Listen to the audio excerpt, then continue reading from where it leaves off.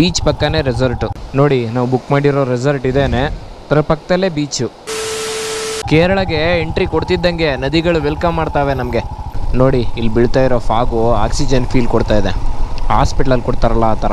ಹಾಸ್ಪಿಟ್ಲಲ್ಲಿ ಕೊಡೋದು with mask, ನೇಚರಲ್ಲಿ ಕೊಡೋದು ವಿತೌಟ್ ಮಾಸ್ಕು. ಕೇರಳದಲ್ಲಿ ತಗೊಳ್ಳೋಂಥ ಟ್ರಾವೆಲಿಂಗ್ ಟೈಮು ಬೇರೆ ಪ್ಲೇಸಲ್ಲಿ ಎಲ್ಲೂ ತಗೊಳ್ಳಲ್ಲ.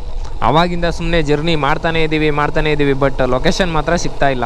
1 hour ಹಿಂದೆ ನೋಡಿದಾಗ 72 ಕಿಲೋಮೀಟ್ರ್ ತೋರಿಸ್ತಾ ಇತ್ತು ನಮ್ಮ ಲೊಕೇಶನ್ಗೆ, ಮತ್ತು ಇವಾಗ ನೋಡಿದ್ರೆ 52 ಕಿಲೋಮೀಟ್ರ್ ತೋರಿಸ್ತಾ ಇದೆ. ಅಂದರೆ ನಾವು 1 hourಲಿ ಜರ್ನಿ ಮಾಡಿರೋದು ಬರೀ 20 ಕಿಲೋಮೀಟ್ರ್ ಮಾತ್ರ.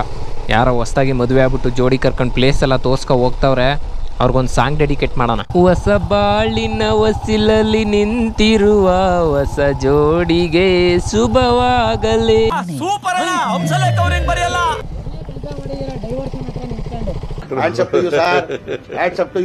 ಯಾರು ಮಾಡಕ್ ಸಾಧ್ಯ ಆಗಲ್ಲ.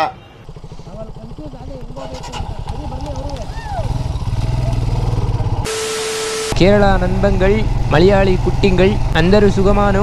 ನಿಮಗೆ ಮಲಯಾಳಂ ಗೊತ್ತಾ? ನಾನೊಂದ್ಸಲಿ ಶಬರಿಮಲೆಗೆ ಹೋಗಿದ್ದೆ, ಆಗ ನಂಗೆ ಯೇಸುದಾಸ್ ಸಿಕ್ಕಿದ್ರು. ಅವರು ನಂಗೊಂದು 5 ನಿಮಿಷದಲ್ಲಿ ಮಲಯಾಳಂ ಕಲಿಸ್ಕೊಟ್ರು. ನಾವು ಬುಕ್ ಮಾಡಿರೋ ರೆಸಾರ್ಟು ಕೇವಲ 500 ಮೀಟರ್ಸಲ್ಲಿದೆ. ನೋಡಿ ಮ್ಯಾಪಲ್ಲಿ ಕಾಣ್ತಾ ಇದೆ. ಬೀಚ್ ಪಕ್ಕನೇ ರೆಸಾರ್ಟು.